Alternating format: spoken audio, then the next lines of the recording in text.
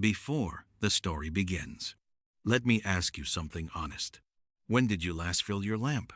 Not attend a service, not sing a worship song in the car, not listen to a sermon podcast while making dinner, not scroll through a devotional someone shared on social media and feel briefly inspired before the next notification arrived.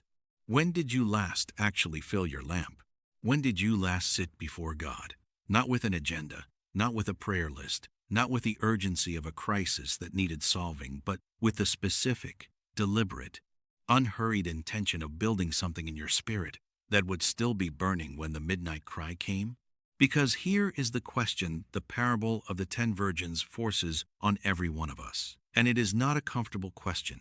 If the bridegroom came tonight, not eventually, not someday, not in the abstract future you have not yet made concrete in your mind tonight, at midnight, while you were sleeping, would your lamp still be burning? Nor would you want it to be burning. Nor would you intend for it to be burning. Would it actually be burning? A woman named Linda thought hers would be. She was wrong. And the mercy of her story is that she found out before the midnight cry. Linda Gregg had been saved at 19 in a university chapel on a Tuesday evening that she still described 20 years later as the night her life divided into before and after. She had gone to the chapel service because a friend had asked her, and she had nothing better to do. She had sat at the back with her arms folded and her skepticism intact. And then the worship had started. Simple, unspectacular worship. A student with a guitar and no particular vocal gift. And something had happened to her that she could not explain with the vocabulary she had at 19 and still could not fully explain at 39. She had encountered God. Not a feeling, not an emotion, not the pleasant warmth of a well-constructed service landing on a receptive mood. Something real. Something that found the deepest part of her and spoke to it in a language she had not known she understood until that moment. She had gone to the front, wept, prayed, and given her life to Christ with the wholehearted, unreserved, completely not self-conscious abandon. That is only possible when you are young enough not to be embarrassed by your own hunger. She had walked out of that chapel burning, and for the next 8 years, she had stayed burning. She was in the prayer group every morning at 6. She fasted every Friday. She read her Bible the way hungry people eat, not dutifully, not a performance, but because she needed it, the way lungs need air. She prayed in tongues on her commute. She journaled revelations at midnight. She led Bible studies, mentored younger believers, interceded for her family with the particular ferocity of someone who had been radically saved and wanted everyone she loved to experience what she had experienced. She was a woman with oil, real, deep, accumulated, tested oil. And then life happened, not with a crisis or a collapse or a moment she could point to and say, there, that is where the drift began. Just life. The particular accumulation of legitimate things that fills a life until there is no room left for the most important thing. She married at 27 to a good man. Mr. Larry, he was solid, faithful, and present. They built a home together, a business together, a family together, with 3 children in 5 years, each one a gift and each one a new layer of beautiful, exhausting, and time-consuming love. The morning prayer group became impossible. The children needed feeding at 6. The Friday fasts became difficult. Her body was pregnant or nursing for what felt like years without pause. The midnight journaling became dangerous. She needed sleep in a way she had never needed it before. The deep cellular need of a woman whose body was giving everything it had to the people it was sustaining. She adapted. She adjusted. She made the reasonable compromises that reasonable people make when life becomes full in ways they did not fully anticipate. She told herself she would return to the disciplines when the children were older. When the children were older, she was building the business. When the business was stable, she was supporting Larry through a difficult season at work. When Larry's season passed, she was 45, and the disciplines she had meant to return to had become, somewhere, in the years of reasonable adjustment, something she remembered doing rather than something she did. She still went to church every Sunday without exception. She still prayed at meals, in crises, in the quick, urgent moments of a busy life when something needed God's attention. She still read her Bible in snippets, in the waiting rooms of doctors' surgeries, in the 5 minutes before sleep that were really 4 minutes of reading and 1 minute of unconsciousness. She was still a Christian. She just was not burning anymore. And the most frightening thing, she would later describe as the most frightening thing, was that she had not noticed. It was her daughter who first said something. Selena, 17, sharp, the one who had inherited Adaisa's early fire in a way that made Adais proud and slightly uncomfortable, came home from a youth retreat in September with the particular radiance of someone who had been in the presence of God for 3 days without distraction. She sat at the kitchen table across from her mother and looked at her with the direct, unfiltered perception of a teenager who had not yet learned that some observations should be kept to yourself. "Mom, when was the last time you actually prayed?" Serena asked. "Like, actually prayed." Linda looked up from her laptop. "I pray every day." "I know, but when was the last time you actually knew? When was the last time you came back different? Like, the prayer actually did something to you?" Linda held her daughter's gaze. Then she changed the subject so smoothly that Serena let her. Teenagers are easily redirected when you show interest in them. But the question stayed. It sat at the kitchen table long after Serena had gone to her room. It sat in the corner of Linda's quiet moments through the rest of September and all of October, with the particular persistence of a question that already has an answer you are not ready to give. When was the last time prayer actually did something to you? She did not answer it, but she stopped being able to entirely avoid it. The crisis came in November, not a catastrophe, a hardship, the kind that does not make news but makes everything difficult. The business hit a wall. A significant contract fell through. The financial pressure arrived with its particular weight and its particular tendency to make everything else feel heavier than it was. Linda did what she had always done in difficulty. She prayed. She sat at her kitchen table on a Tuesday morning with her Bible open and her hands folded, and she prayed. She said the right things. She quoted the right scriptures. She rebuked the spirit of lack. She declared open doors. She stood on the promises she had stood on before. She said all of it and felt nothing, not the absence of emotion. She was not chasing an emotional experience, the absence of something deeper, at the sense that her words were hitting the ceiling and falling back down, the particular spiritual echo of a voice reaching into a room it cannot fill. She prayed for 40 minutes and came away feeling exactly as she had arrived, not comforted, not fortified, not met, empty. She tried again the next morning, and the morning after. Same feeling of emptiness. She did not panic yet. She had been through dry seasons before. She knew that feelings were not the measure of faith and that God was not absent simply because he was not felt. She continued the discipline. She kept showing up. But privately, in the honesty that only comes in the dark when no one is watching, she began to wonder. Something was wrong, not with God, with her lamp. With her lamp. She called her friend Sarah on a Thursday evening. Sarah, who had been her prayer partner at university. Sarah, who had stood beside her in the chapel on that Tuesday night 20 years ago. Sarah, who had, unlike Linda, somehow maintained the fire through the decades in a way that still showed when she walked into a room. She did not tell Sarah what she was really calling about. She talked around it, the business, the pressure, the weariness. Sarah listened with the patience of a woman who had learned that people rarely say the first thing they actually need to say. "When did you last fast, Linda?" Sarah asked, when Linda finished talking. Not for a crisis. Just, when did you last fast because you wanted to be with God? Linda was quiet. When did you last spend an hour in prayer? Another silence. "I am not asking to judge you. I am asking because I hear something in your voice that I recognize. I heard it in my own voice 6 years ago." "What is it?" Linda asked, with concern in her voice. "It is the sound of someone running on old oil," Sarah said. The phrase landed in Linda's chest with the weight of something true. Old oil? She went to her Bible that night, not with a prayer list, not with a problem, with the question Sarah's phrase had made unavoidable. "How long have I been running on old oil?" She found Matthew 25. She had read it before, so many times, many years. She had taught it.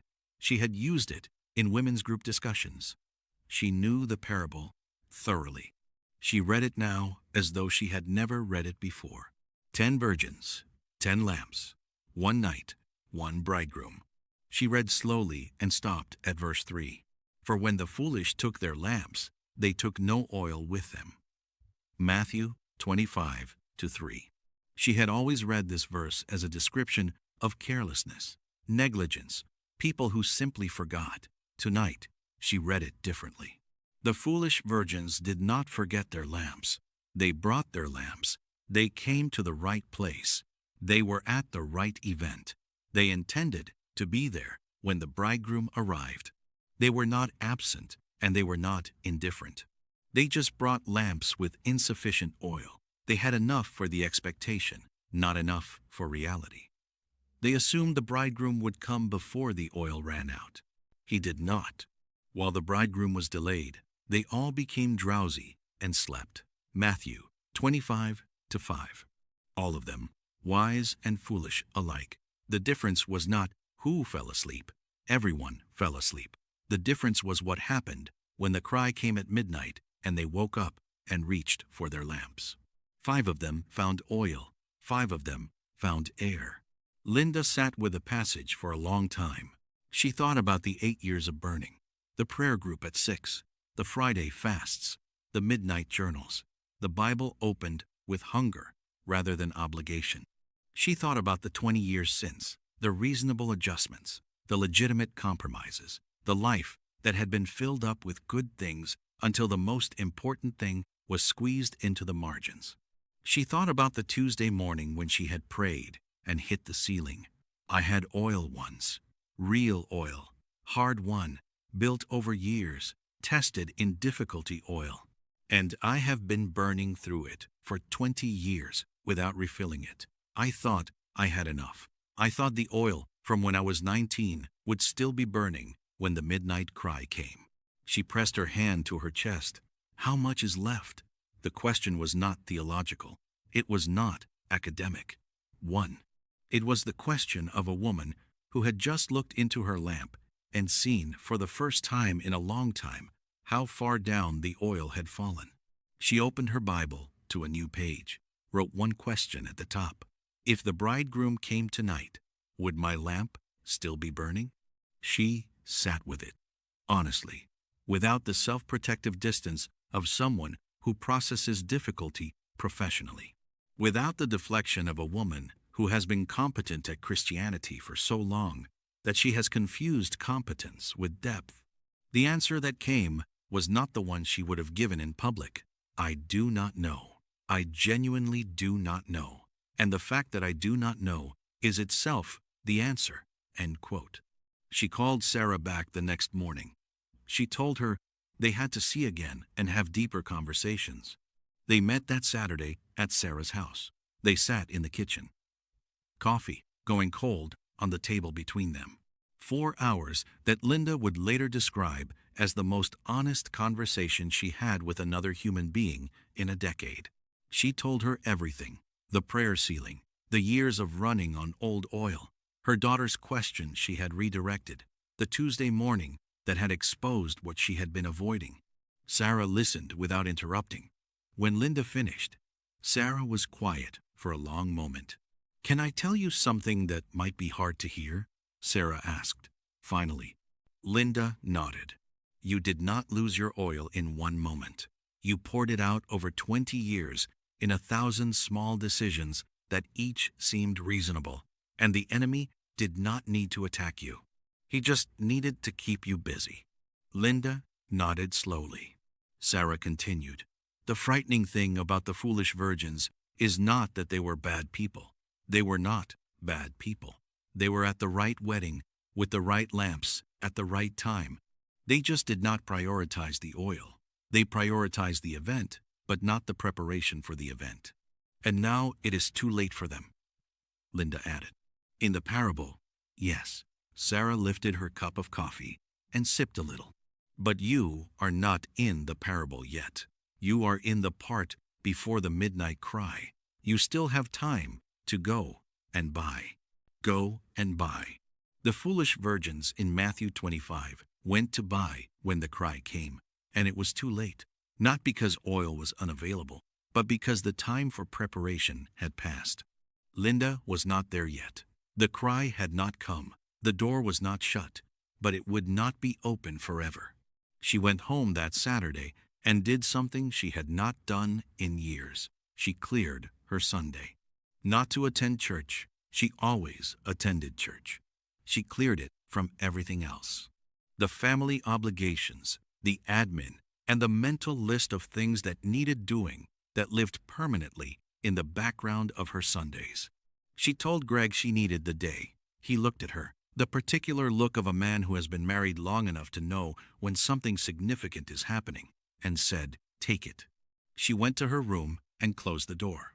She got on her knees, and she began the process of buying oil, not performing prayer, not going through the motions of a discipline she remembered doing, actually buying oil. She started with honesty, the kind that costs something.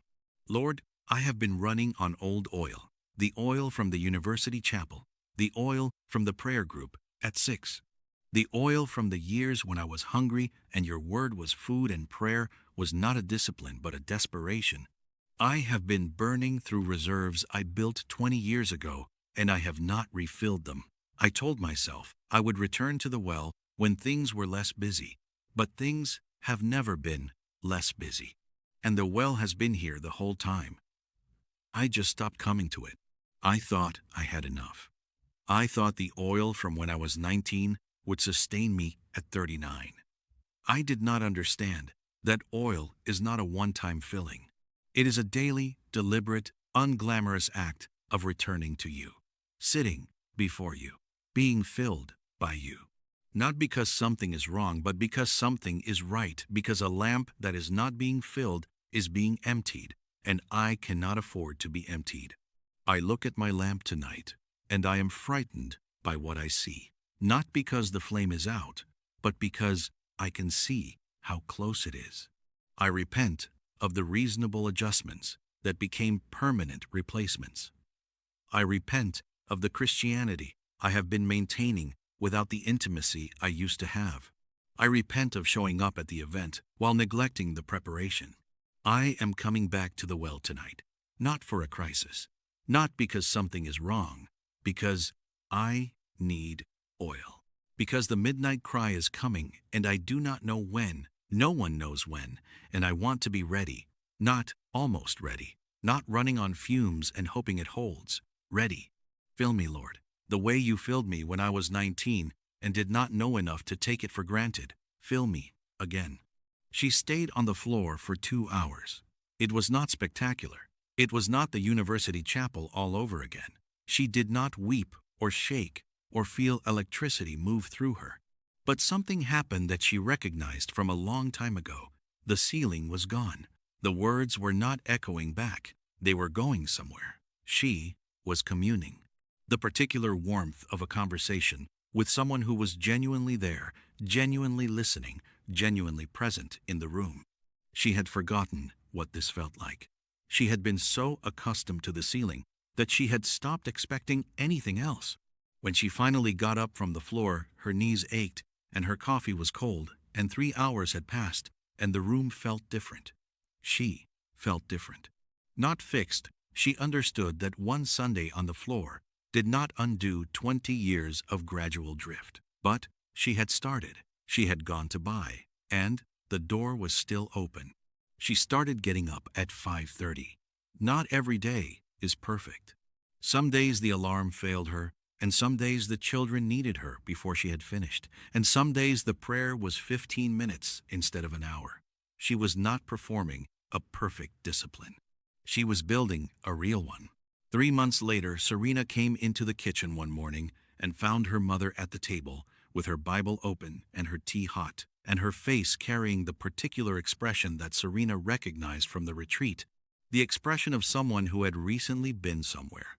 Serena sat down across from her. "You look different, Mom. I am different. What happened?" Linda looked at her daughter. The daughter who had asked the question that started everything. The 17-year-old who had inherited the fire and had, without knowing it, held a mirror up to the woman who used to burn the way she burned now. Linda cleared her throat. "You asked me when I last came back from prayer, feeling different. Do you remember?" "I remember. So I went and bought oil," Linda responded. Serena's eyes widened. "What does that mean?" "It means I realized my lamp was running low, and I stopped pretending it was fine, and I went back to the source." Linda paused and looked at Serena. "It means I stopped assuming the oil from 20 years ago would still be burning when I needed it. It means I am filling it now, every morning, not perfectly, but deliberately." Serena looked at her mother for a long moment. "How do you know when it is running low?" Linda considered the question carefully. "When prayer hits the ceiling, when the word stops landing, when you can quote the piece, but you cannot feel it. When you are performing Christianity rather than living it. When the last time you came back from prayer, feeling different, was so long ago, you cannot remember it." Serena nodded slowly. Something in her face suggested the question had landed somewhere personal. "I think mine might be getting low." Linda reached across the table and held her daughter's hand. "Then go and buy. While there is still time, while the door is still open, go and buy." A word before you go.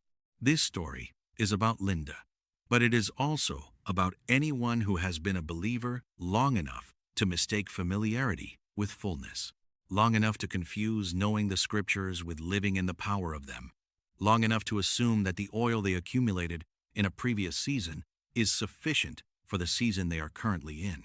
Here is what the parable of the 10 virgins is really saying to you today.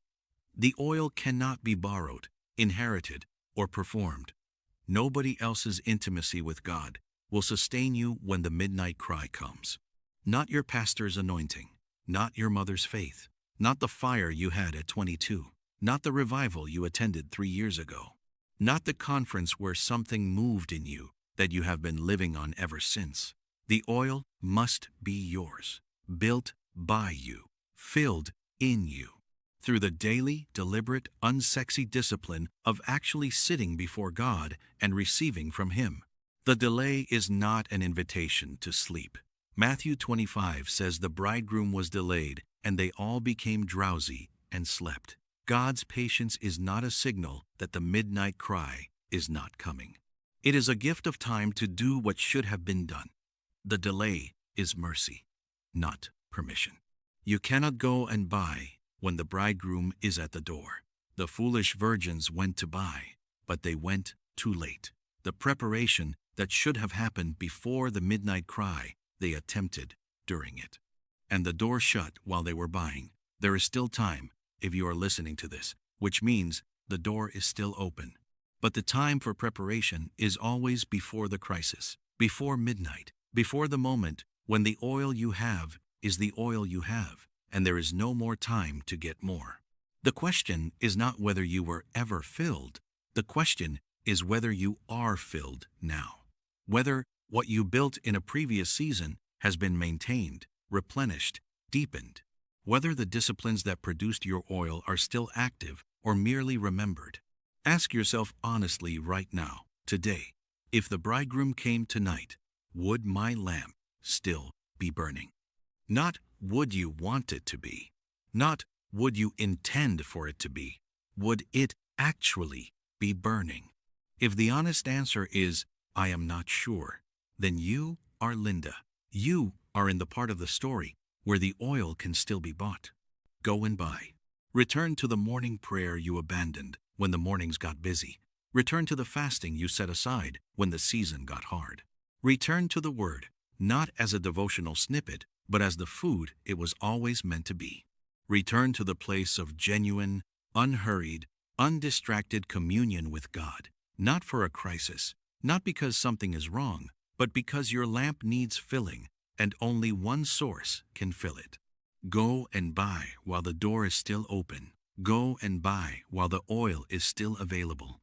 Go and buy before the midnight cry finds you scrambling for what should have been accumulated in the quiet years when nobody was watching and nothing was urgent and the bridegroom had not yet come.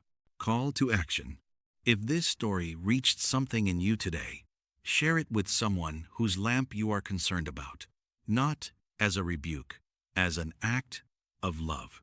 The most loving thing you can do for someone is hand them something that might send them back to the well before it is too late. Drop a comment. When did you last refill your lamp? When did you last come back from prayer genuinely different? Let someone in the comments know they are not alone in the drift. Subscribe. We'll continue the 10 Virgins series with Story 2. Your lamp is not beyond refilling. The oil is still available. The door is still open. Go and buy. Today, not tomorrow, today.